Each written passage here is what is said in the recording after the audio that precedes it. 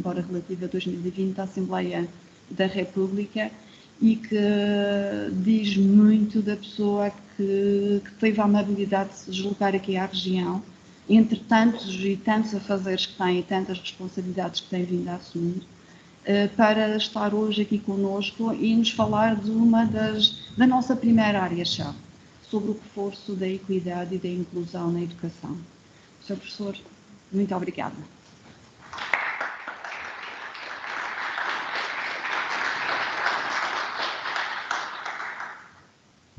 Obrigado.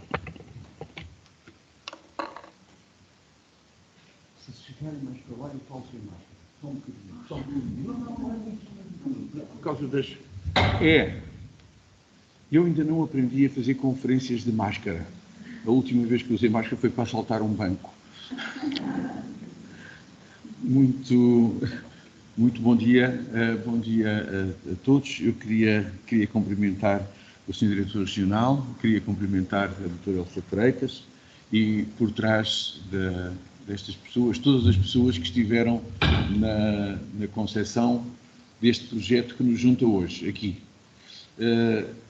Queria cumprimentar os representantes das escolas, das 4 escolas, são os Cristóvão, os Colombos, os Bartolomeus Dias, os Fernão Magalhães, os Vascos da Gama, do Erasmus+, as pessoas que estão a desbravar o caminho, e ouvimos aqui dizer, muita gente vai aprender com a vossa experiência, muita gente vai aprender com a vossa experiência, com as vossas turras, com os vossos caminhos, muita gente vai aprender.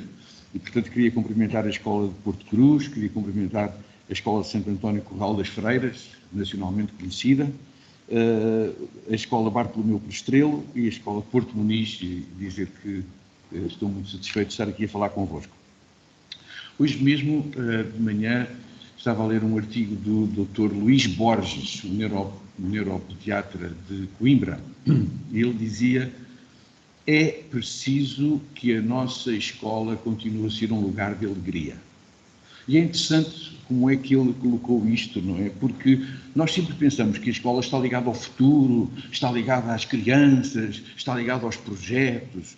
E ele teve esta intuição, que é uma intuição que talvez muitos de nós comecemos a ter, que às vezes nós olhamos para a escola como o problema. O que é que isto vai ser? Epá, que grande problema, como é que vamos resolver isto? E eu acho que nós estamos a perder às vezes esta ideia da escola como um lugar positivo, como um lugar de futuro e, por que não, como um lugar alegre. E eu penso que talvez tudo o que nós façamos em educação procure resgatar esta ideia.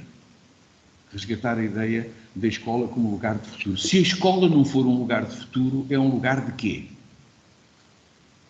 Se a escola não for um lugar de alegria, é um lugar de quê? E eu penso que todos os projetos que nós desenvolvemos são instrumentais. Nenhum projeto que nós desenvolvemos é um fim em si próprio. Tudo o que nós desenvolvemos, seja qual for o projeto, seja do digital, seja da inclusão, seja do que for, tudo isto são projetos instrumentais para levar às nossas escolas, ou para não deixar fugir das nossas escolas, o que elas sempre devem ter sido: lugares positivos, lugares de futuro e lugares alegres. E é neste contexto que eu olho para o projeto Minerva, que eu olho para o projeto Competências, que eu olho para todos os projetos que nós desenvolvemos até agora, e que olho também para o projeto Erasmus. Olho para o projeto Erasmus+, como se fosse esta contribuição. Gostei de ver na nuvem de palavras que a doutora Elsa Freitas colocou ali, a palavra colaborar muito bem posta. Não sei se viram, era a que estava mais vestida de domingo, estava assim mais... E eu achei muito interessante aquilo. Aliás, não vi lá a inclusão, porque não percebi isso. Não vi lá a inclusão, eu até pensei, se calhar desconvidaram-me. Porque se não tiver lá a inclusão, será que ainda faz sentido eu lá ir? Não tinha inclusão, mas tinha colaborar em letras grandes. E um segundo ponto que eu gostava de deixar convosco é que eu penso que nada pode ser desenvolvido nas escolas. Nenhum projeto que nos conduza ao futuro, à alegria, ao positivo, pode ser desenvolvido na escola sem colaboração. É claro que todos nós vamos dizer, lá vem este tipo falar outra vez de colaboração. Estamos fartos de ouvir falar de colaboração. É verdade, estamos fartos de ouvir falar de colaboração, mas estamos fartos de não fazer colaboração também. Estamos fartos das duas coisas. Estamos fartos de ouvir falar de colaboração. Andy Hargreaves, um grande investigador das ciências da educação, falava muito da colegialidade artificial. Ele dizia que as nossas escolas estão fartas de colegialidade artificial. Quer dizer que todos nós temos reuniões que nunca mais acabam. É reuniões disto e daquilo, e esta não se pode fazer. E pergunta-se, então nós estamos todos a trabalhar em colaboração. Nem tanto. O Hargreaves dizia que há uma colegialidade artificial, quer dizer, em que nós nos reunimos, em que nós estamos juntos uns com os outros, mas que efetivamente nós não estamos dentro da perspectiva etimológica. Con labore ação. Colaboração. Con labore ação. Ação de trabalhar em conjunto. E reparem, fazer reuniões é uma coisa, colaborar é outra. Outra vez, as reuniões podem ser instrumentais para a colaboração. Mas o que é fundamental, eu não creio que nós possamos ter uma escola inclusiva sem colaboração. Eu não creio que nós possamos ter envolvimento sem colaboração. Não acredito que nós não possamos potenciar a educação sem colaboração. E talvez, lembro-me uma vez, eu estava no estrangeiro e ligaram-me de uma revista, penso que foi da Visão, e que eles fazem aqueles quizzes, assim, de repente, e disseram, se o senhor tivesse uma coisa para modificar na educação, o que é que faria? Vocês imaginem, eu estava lá no meio do hotel e a sair para o pequeno almoço, o que é que... É uma pergunta tipo rasteira. Se o senhor pudesse mudar alguma coisa na educação, o que é que fazia? Uma coisa só! E a primeira tentação que eu tive foi dizer assim, olha, deixe-me lavar os dentes e daqui a pouco eu falo consigo. Mas pronto, olha, está resolvido. Eu disse, se eu pudesse mudar alguma coisa na escola, eu mudava a colaboração. Isto é, eu organizava a escola para a escola ter mais colaboração. Porque talvez a colaboração seja a mãe de todos estes processos que nós estamos aqui a falar, do envolver, do incluir e do potenciar. Por aqui. Bom, já falei muito, mas isto foi só uma introdução. Imaginem a quantidade de palavras que eu dou por minuto. Eu tenho um débito extraordinário. Mas queria-vos falar muito rapidamente, ao fim e ao cabo, o tema que eu vos queria falar é como é que o programa Erasmus mais pode reforçar a inclusão e pode reforçar a equidade. Vamos lá ver. À primeira vista parece que não tem nada a ver uma coisa com outra. Uma coisa é o programa Erasmus, que é uma coisa para os miúdos se encontrarem, para os professores se encontrarem, é uma coisa para as escolas se conhecerem, e outra coisa é a inclusão. E eu vou tentar fazer esta ponte, estabelecer esta ponte entre o que é o programa Erasmus+, que vocês estão, e inclusão. E dei este título à minha intervenção, dei uma volta ao teu mundo para me encontrar comigo. É só um título de efeito, mas talvez no final nós possamos voltar a este tema.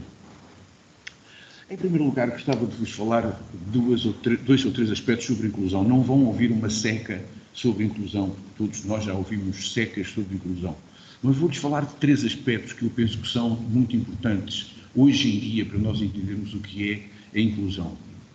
Em primeiro lugar, em 2019, as Nações Unidas declararam que o Grupo de Trabalho sobre Direitos Humanos disse que a inclusão é um direito multiplicador.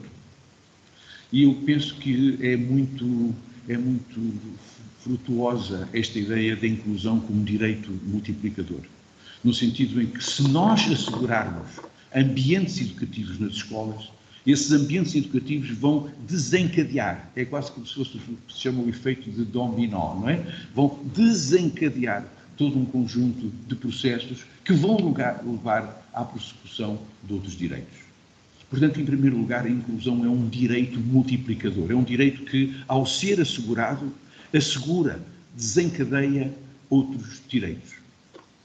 Em segundo lugar, a inclusão é relativamente independente dos recursos. Eu sei que isto é muito complicado dizer isto E estou a ver, eventualmente, se nós estivéssemos sem máscara, alguns olhos e algumas bocas chispadas, dizer o quê? Inclusão sem recursos? Há uma parte da inclusão que não depende de recursos. Não há nenhum recurso que nos faça ser inclusivos. Se não era fácil, a gente comprava ou não era? Comprava esse recurso e éramos inclusivos. E, portanto, não façamos esta ligação direta entre inclusão e recursos. Nunca me ouviram dizer que não é preciso recursos para a inclusão. Claro que é. Claro que é. A nossa escola foi feita para trabalhar com alunos numa determinada faixa, não é? Quando nós pegamos nesta faixa e aumentamos a faixa, como há pouco dizia o professor Marco Gomes, quando falava que nós temos uma diversidade muito maior de alunos, quando nós aumentamos a faixa, nós precisamos de recursos que não tínhamos antes, porque os recursos que nós tínhamos antes era só para trabalhar com aquela faixa. Precisamos de recursos? Sim. Precisamos de mais recursos? Claro que sim. Mas não esqueçamos que a inclusão não é só recursos. Eu posso ter todos os recursos do mundo e posso não ter uma perspectiva inclusiva. E posso ter recursos relativamente restritos e posso estar interessado, empenhado, comprometido em desenvolver uma perspectiva inclusiva. E pensem só nisto. Muitas vezes há recursos que nós pedimos para a inclusão que não são recursos para a inclusão. Por exemplo, quando eu digo, sabe, eu tenho lá um aluno que é o diabo, aquele miúdo é o diabo, ele põe uma cabeça em água, que desgraça, não sei, sabes o que é que eu precisava? Eu precisava era de um professor para o tirar da minha aula, estás a ver? Para ver se eu dava a aula como deve ser.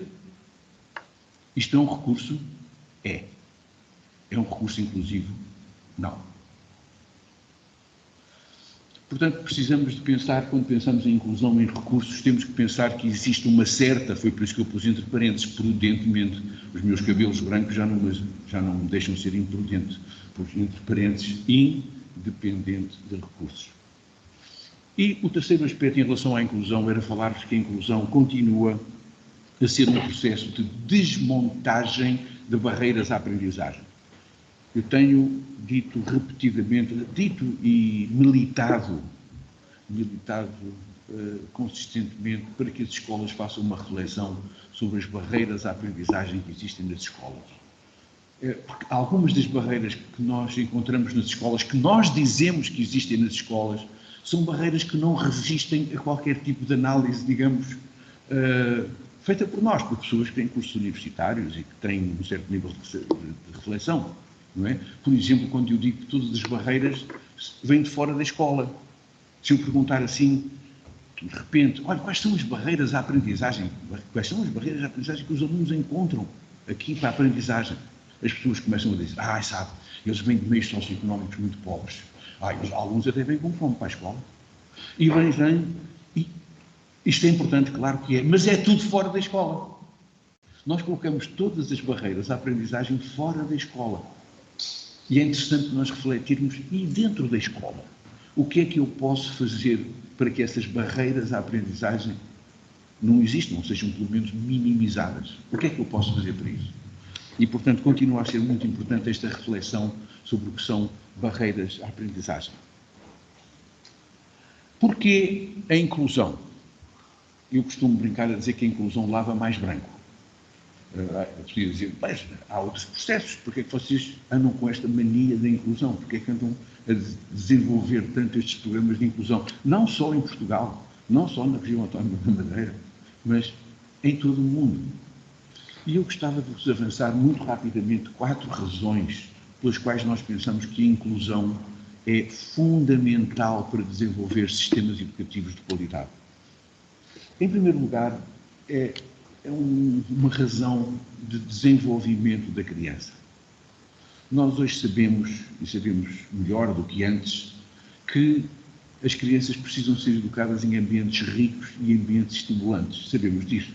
Nenhum de nós educaria os nossos filhos numa cave sem luz e a levar-lhe comida 2 vezes por dia, a tirar comida debaixo da porta 2 vezes por dia, não é? Pelo contrário, nós andamos com os nossos filhos ou com os nossos sobrinhos, andamos com eles de um lado para o outro, para levar para o balé e para o judo e para os escuteiros e para a catequese e para tudo que houver. Ambientes ricos e estimulantes. No século passado, desenvolveu-se uma ideia científica sobre a neuroplasticidade, que todos vocês já ouviram falar. E a neuroplasticidade tem esta pequena contribuição para o desenvolvimento, dizendo que não só o nosso cérebro organiza a nossa experiência, mas a nossa experiência organiza o nosso cérebro, o que não deixa de ser extraordinário. O conjunto de experiências motoras, sensoriais, cognitivas, sociais, todo esse conjunto de experiências organiza o nosso cérebro. E é por isso que se usa o termo neuroplasticidade, como se fala das artes plásticas, não é? As artes plásticas são aquelas que são moldáveis, que são suscetíveis de mudar, não é? O barro, o bronze, o que seja, não é? O bronze menos, o bronze é depois de fazer o barro. Mas moldar, neuroplasticidade. Em primeiro lugar, as crianças que são educadas em ambientes inclusivos são ambientes que proporcionam uma maior diversidade e ambientes mais ricos. Em segundo lugar, sabemos hoje que a inclusão proporciona melhoria do processo de aprendizagem. E vamos dizer, mas espera aí, deixa-me cá ver se eu entendo. Então eu tenho a minha sala de aulas, eu dou aulas como costumo dar, ponho-me lá agora mais miúdos, como os 2 miúdos imigrantes, vem um miúdo cigano, vem 2 miúdos com paralisia cerebral. Isto agora quer dizer que todos melhoram o processo de aprendizagem? Não. O processo de aprendizagem melhora se eu conseguir modificar a minha forma de ensinar, ou a minha forma de promover a aprendizagem, de maneira a que todos os alunos aproveitem da forma de aprender dos outros. Portanto, melhoria do processo de aprendizagem tem a ver com modificação no meu próprio processo de ensino-aprendizagem e pensar também de como é que os alunos podem ter acesso a formas diferentes de aprender. Em 2 palavras, todos nós aprendemos aquela coisa dos estilos de ensino. Lembram-se quando fizemos curso de Ciências de Educação, os estilos de ensino. Nós só temos estilos de ensino, mas também aprendemos uma rodinha sobre os estilos de aprendizagem. Nem todos aprendemos da mesma maneira, todos aprendemos de maneiras diferentes. Seria uma longa conversa. Mas o facto de eu ter contacto com uma pessoa que aprende de forma diferente de mim, reforça a minha forma de aprender. Isto é, se eu, por exemplo, se eu for uma pessoa verbal, predominante, com um estilo de aprendizagem predominantemente verbal, e estiver ao lado de uma pessoa que tem um estilo de aprendizagem predominantemente escrito, se eu estiver em contato com essa pessoa, eu vou reforçar a aprendizagem dele e ele vai reforçar a minha aprendizagem. Em terceiro lugar, a importância da construção da personalidade. Eu irei desenvolver isso mais tarde, mas a importância de nós percebermos que eu estar com pessoas que são diferentes, para mim, é um enriquecimento da minha personalidade. Permite-me uma análise, permite-me encontrar opções sobre como é que eu posso desenvolver a minha personalidade. E, finalmente, a construção de uma ética humana, já agora, não é? Eu não acredito que o nosso mundo, que as nossas sociedades possam melhorar se toda a gente achar que são os reis do pedaço, que toda a gente está a fazer bem e que nós somos os bons e que os outros não percebem nada, como às vezes acontece coisas incríveis. Não há muito tempo estava a falar com um grupo de meninos brasileiros e eu estava a perguntar de uma maneira capciosa, malandra, estava a perguntar, então como é que é a escola em Portugal, não é? E eles disseram, tudo bem. Não, mas está melhor. O que é que vocês acham mesmo? E eles começaram a contar coisas que eu fiquei com os poucos cabelos que tenho em pé. Por exemplo, um deles que está agora a fazer física teórica no técnico, passou para a universidade. A primeira vez que ele fez um exame de matemática, ele teve a melhor nota da turma. E a professora, quando lhe entregou o teste, disse, tu és brasileiro, mas és bom a matemática. E ele ficou destroçado. Ele disse, o que é que tem a ver com ser brasileiro? E nós fazemos muitas vezes estas questões que têm a ver com ética, de nós pensarmos que há uns que são mais inteligentes do que outros. Ele é cigano, mas é bem comportado. Ele é negro, mas fala bem português. Estas coisas que destroem a alegria da escola, que destroem a inclusão dentro da escola. Uma questão que está sempre presente naquilo que nós, na forma como nós organizamos a inclusão, é esta diferença entre a diferença e a desigualdade. Muitas vezes nós usamos estes termos de uma maneira equivalente. E é muito diferente. Uma coisa é nós sermos diferentes, é fantástico sermos diferentes, não é? Sermos diferentes em tudo e ainda mais com a cultura. A cultura, depois, em cima de tudo aquilo que é diferente da nossa biologia, ainda nos deu uma diferença maior. Nós somos realmente a espécie mais diferente, não é? Mais diferenciada. Nós conseguimos viver desde o Polo Norte até ao Equador, desde 8.000 metros de altitude até ao fundo do mar. Fantástico, não é? A diferença é muito boa, mas a desigualdade é muito perniciosa, sobretudo porque a desigualdade culpa-nos ou beneficia-nos por fatores que nós não fomos responsáveis. E dou-lhes um pequeno exemplo só para entrar e sair, porque o nosso tempo já começa a ficar curto, não é, doutora Elsa? Ser homem e ser mulher não é a mesma coisa, pois não? Não sei se algum de vocês fez um requerimento antes de nascer, para nascer mulher ou homem. Eu não fiz. Eu nasci homem porque sim. Também não pedi para ser português, não pedi para nascer na família dos meus pais, não pedi para nascer branco.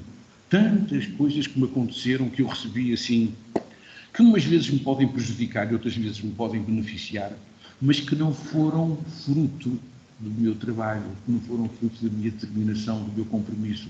E é por isso que às vezes é tão ofensivo ouvir pessoas a quem estas coisas caíram no colo e que dizem, pois, eu estou assim porque trabalhei muito. Porque as pessoas pobres não trabalham. As pessoas pobres e as pessoas que não têm sucesso não trabalham. Aquela estatística que cerca de 40% das pessoas pobres em Portugal trabalham não é verdadeira. Estou a ser irónico, obviamente. E, portanto, não confundam diferença com desigualdade. São coisas diferentes. A diferença é uma característica biológica e uma diferença cultural, é ótima e fantástica. A desigualdade é, sem dúvida, uma qualidade funesta das nossas sociedades. A desigualdade e diferença, de certa maneira, o que nós procuramos na educação talvez seja isto, é buscar formas de anular o que torna as pessoas injusta e desumanamente diferentes. Talvez seja isto, dentro desta lógica da diferença entre a desigualdade e a diferença. Nós procuramos na educação anular o que torna as pessoas diferentes, mas de uma forma injusta e de uma forma desumana.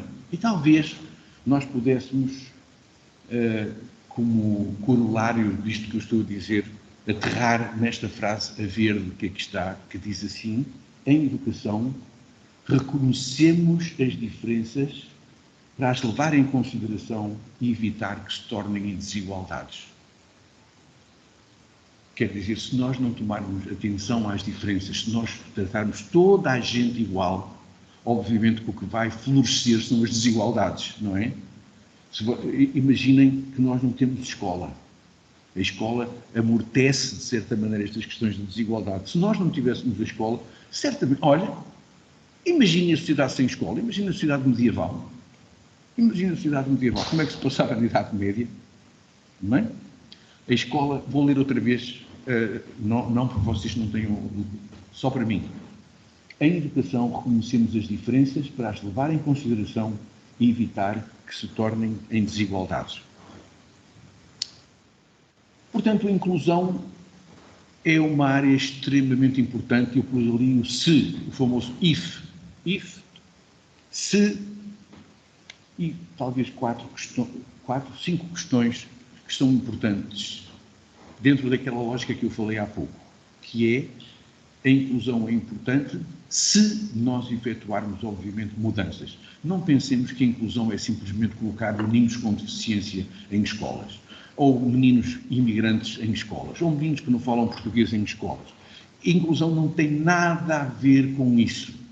A inclusão tem a ver com o sentido de participação e não com a colocação. A inclusão não é uma prateleira. A inclusão é uma prateleira em que nós pomos lá aquelas recordações, pomos a Torre Eiffel e o Arco do Triunfo e a Torre de Belém, aquelas coisas, a gente vai lá colocando tudo. Aliás, uma vez dizia-me uma professora, dizia-me assim, eu já percebi, isso da inclusão é assim misturar os alunos, não é? Eu disse, olha, não tem nada a ver com isso, não tem a ver com misturar. A inclusão, se passar, implica isto. A inclusão é uma área de intervenção contra a desigualdade, já percebemos. Segundo, se todos se sentirem pertencentes à escola. Isto é uma questão importante. E o todos aqui, reparem, não são só os alunos, também professores. Se todos se sentirem pertencentes à escola. Não é só pertencer a estar matriculado, mas eu sentir que pertenço. Eu sentir que aquela é a minha escola e que estão lá as pessoas que me podem ajudar a ir mais longe e que eu posso colaborar com elas. Em que, se todos aprenderem e aprenderem juntos, se todos tiverem condições que precisam para aprender, o apoio. Esta questão é muito importante. Como é que a escola organiza o apoio aos alunos que têm dificuldades? E a inclusão está muito ligada a isso. Quais são os serviços que nós podemos prestar aos alunos que têm mais dificuldade em seguir o currículo? A inclusão, se todos se sentirem respeitados nas suas condições e características. Toda a gente se sentir respeitado. Às vezes é complicado porque eu conto muitas vezes que antes da pandemia estive numa escola na área metropolitana de Lisboa, em que os professores me disseram, sabe que o grande problema da escola é o racismo. Eu disse, hã? É o racismo. E vocês fazem o quê? Oh, CPCJ, talvez, complicado, não é? E eu achei terrível como é que a escola estava tão castrada, tão impossibilitada de atuar contra aquele problema. As pessoas olhavam para o problema do racismo como se fosse inerente, estás a ver? É óbvio, estás a ver? Temos uns assim e outros assado, há racismo. Fiquei apavorado com essa possibilidade. Uma escola em que toda a gente se sente respeitado nas suas condições e características. E, de certa maneira, combater a desigualdade para promover a equidade. Portanto, de certa maneira, a inclusão, a educação é inclusiva se usar um currículo que não sejam as sagradas relíquias. Nós andamos sempre atrás de um currículo que são as sagradas relíquias. Tu já vais aonde? No Essa de Queiroz. Eu ainda estou no caminho. Agora, mais 2 aulitas, chego ao Essa. Porque aquilo são as sagradas relíquias, em que temos que terminar e no mesmo tempo, não é? O Essa é mais ou menos 4 aulas. 4. Se tirarmos os maias, que aquilo é muito grande, dá 3. É isso? Inovar para todos. Há pouco achei muito interessante quando a doutora Elsa falou da questão da inovação. Inovar para todos é muito interessante. Vocês já pensaram como é que às vezes as perspectivas de inovação não são perspectivas inclusivas? Nós pensamos que os alunos que são melhores para receber a inovação são os bons alunos. Estes vão aproveitar. Imaginam, não é isso que se passou aqui, mas imaginem que eu fazia um programa Erasmus mais. O mais era para todos. E o mais era para os bons alunos da escola. Que esses aí, esses aqui iam aproveitar com o Erasmus mais. Depois podíamos fazer Erasmus mais. Não é essa a questão. Talvez os alunos que precisem mais de ir a Brighton sejam alunos que não têm outra possibilidade de ir a Brighton de outra maneira. Talvez. E quando nós pensamos em inovação para todos, procurem, e eu sei que procuram, não cair na tentação de fazer a inovação para aqueles meninos em que a inovação vai ficar muito bem e vamos ter resultados fantásticos, porque eles vão aproveitar tudo, eles já são os reis do pedaço. Muitas vezes nós pensar na inovação para as pessoas que não aprendem direito da forma como a escola está organizada. E aí é que faz sentido a inovação, para que todos eles possam aprender. A inovação não é uma prenda, a inovação é, outra vez, um instrumento para nós desenvolvermos uma boa educação. E, finalmente, criar ambientes. Eu gosto deste termo dos ambientes, ando agora atrás disto, não é original meu, mas ando atrás desta questão dos ambientes educativos inclusivos. Criar ambientes que não é só o ambiente da sala de aula, é o refeitório, é o recreio, é a entrada da escola, é pensarmos que toda a escola constitui um ambiente educativo inclusivo. Próximo, por favor. E agora chegamos à parte, digamos, mais substantiva do que eu vos queria dizer. Em que é que a experiência Erasmus se relaciona com a equidade e com a inclusão? Talvez porque pressupõe contatar, entender e valorizar pessoas e culturas que não fazem parte do nosso chão. Nós estamos habituados a valorizar ou a desvalorizar quem está mais perto de nós. E as pessoas que vêm de fora, às vezes nós temos atitudes de subserviência em relação a eles, não é? Se ele fala inglês, vamos tratá-lo bem. Mas espera aí, ele falou português. Então, espera aí, ele é português e está a fazer isto. Atenção, pressupõe entender e valorizar pessoas e culturas que não fazem parte do nosso chão. Ter a inclusão como um acesso a uma bricolagem identitária. O Beck, um grande investigador alemão, falava em bricolagem identitária. Dizia que a nossa identidade é como se fosse uma bricolagem. Entendem o termo bricolagem? Bricolagem naquele sentido de eu pegar em coisas que não são daquele contexto, juntá-las todas. Fazer uma bicicleta, por exemplo, com bicicletas antigas, que tem uma roda maior, outra roda mais pequena, e que eu inventei um pedal e tal, e fiz uma bicicleta e ela anda. Bricolagem. Aliás, há uma grande empresa em França de materiais de construção que se chama Brico vem da bricolagem, não é? A inclusão como acesso à bricolagem identitária. E o que disse o Beck, diz que toda a nossa identidade é uma identidade de bricolagem, em que nós pegamos um bocadinho de uma pessoa e um bocadinho de outra, e um bocadinho das ideias religiosas que temos ou que não temos, e um bocadinho das ideias políticas dos nossos pais, que temos ou que não temos, e vamos juntando aquilo tudo. E a nossa identidade é sempre uma identidade de bricolagem. Ao contrário do que pensam algumas pessoas que disseram, eu não tenho dúvidas nenhumas, eu sempre fui e sempre serei. Pessoas cansativas, não é? E realmente o que nós fizemos foi esta bricolagem. E talvez uma pergunta, estamos preparados para as diferenças no nosso meio, mas para que nos serve experimentar coisas que estão fora do nosso meio? Para que é que serve ir para fora da região autónoma da Madeira? O que é que isto tem a ver com equidade e com inclusão? Olhar para fora para ver cá dentro. Nós vamos olhar para fora para ver melhor cá dentro, para a nossa bricolagem. A frase do conhecidíssimo José Saramago, se puderes olhar, vê, se puderes ver, repara. Repara. Talvez a grande questão que nós fazemos no Erasmus não é ir ver é o turismo, isso é a Agência Abreu, que passa a publicidade. Isso é a Agência Abreu, isso é para ver. O Erasmus não vê, o Erasmus repara. E repara, e talvez 3 questões que eu penso que são importantes para vocês partilharem com as pessoas que vêm cá e com as pessoas que vão lá. Tomar a parte pelo todo. Eu tinha uma amiga minha que dizia assim, eu a Paris já não vou porque eu já conheço.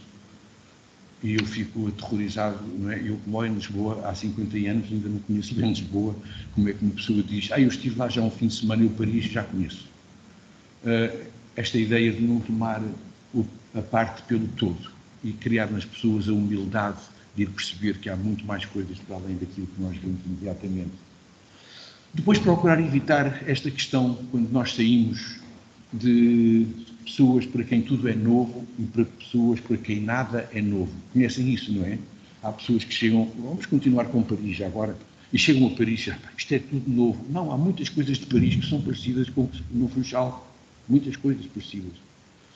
E também há pessoas para quem nada é novo. Paris, é uma coisa, passam casas e automóveis, que tem a ver com isso.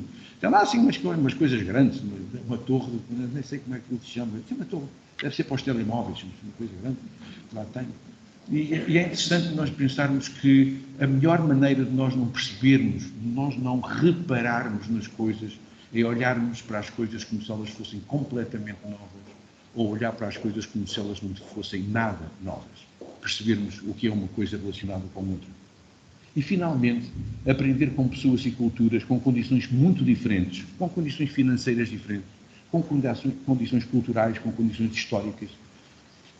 Aprender com essas pessoas que tentam resolver os problemas que todos nós temos.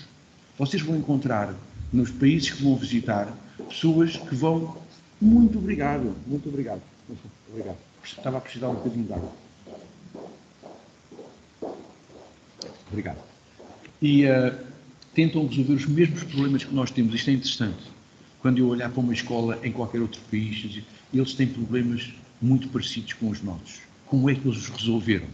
Como é que eles tentaram resolver isso? Por exemplo, o que é que se procura com a educação? Como educar todos? Os direitos humanos e educacionais são inerentes ou são um merecimento? Isto é tão interessante, isto dava para fazermos uma conferência, não é? Nós às vezes pensamos que os direitos humanos não são para todos. Os direitos humanos são uma coisa que algumas pessoas merecem. Vamos dizer, pô, aquele tipo, ele não merece. Mas não merece porque ele não é humano. Os direitos são humanos ou são só os direitos humanos para quem se porta bem? Como os direitos humanos educacionais são inerentes a todo o ser humano ou são um merecimento? Como é que organizamos a distribuição dos afetos? Tudo isto são questões que todas as escolas têm e que nós, ao visitarmos, ao repararmos nas escolas, vamos certamente entender. E pronto, olhar o mundo de uma forma inclusiva, basicamente, é achar que o ser humano tem direitos, não merece direitos, não merece no sentido, não é um merecimento. Segundo, que cada pessoa faz o melhor que sabe e pode para ser feliz. Todas as pessoas fazem o melhor que podem e sabem. Por muito que nós achemos que eles são preguiçosos, que não estão nem aí, que são oportunistas, são uns finórios, cada pessoa faz o melhor que sabe e pode para ser feliz.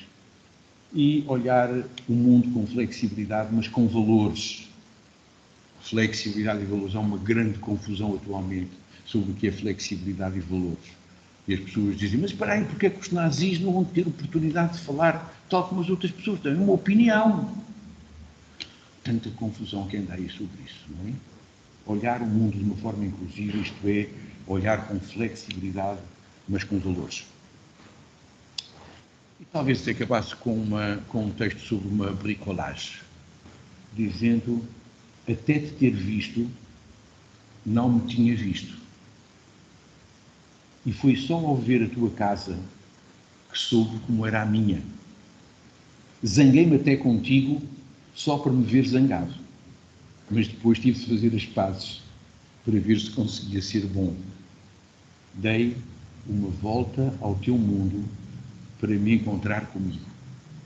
E talvez seja esta mensagem que eu gostava de vos deixar, que podem procurar e espero que encontrar no Erasmus+. Muito obrigado.